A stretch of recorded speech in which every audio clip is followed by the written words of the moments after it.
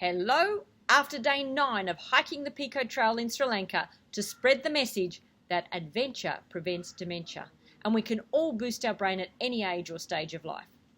Today I completed stages 13 and 14, which covered 25 kilometres from the town of HAPUTALE, past Sir Thomas Lipton's favourite tea estates, to a Buddhist temple in the small village of MAKULELLA. And we're up to the letter E in the acronym Adventures. What does E stand for? E stands for education. Be a lifelong learner. Seek out novelty and new experiences. Get out of your comfort zone. Learn a foreign language, musical instrument, art, craft, technical skill. Take a course in a subject that fascinates you. Read books on a wide range of topics. Try a new recipe for dinner. Here's the beauty of this. You don't have to be good at something to reap the benefits of trying something new. The process of learning in and of itself stimulates the growth of new brain cells and new connections between brain cells. So if you find something challenging, if you find it difficult, that's great. It means you're boosting your brain. Mouse and rat studies have shown that when they're raised in stimulating environments with colourful toys and mazes and running wheels, they grow bigger brains. In one particular experiment, a group of rats, they were all the same age, the same breed, fed the same food, were divided into two teams.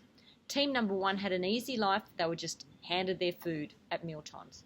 Team number 2 had to overcome challenges and obstacles to obtain all their meals. And sometimes they even failed because they made it quite difficult.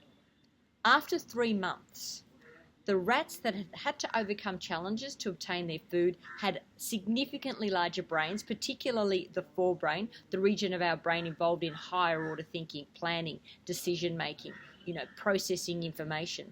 That part of their brain was significantly larger than in the rats that had had an easy life and didn't have to work for their food. Also, when they tested both groups of rats on their ability to solve rat problems, those that had had to work for their food were smarter and quicker in solving problems and making their way through mazes. So what was my education for today? The power of focusing on what's strong, not wrong. Because whatever we focus on, we magnify in our life.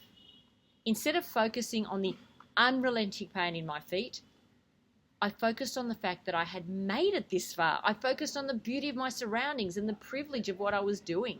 Something that was brain boosting, contributing to others, and immensely fulfilling. And it really made a difference. Self-talk rules. What we say to ourselves.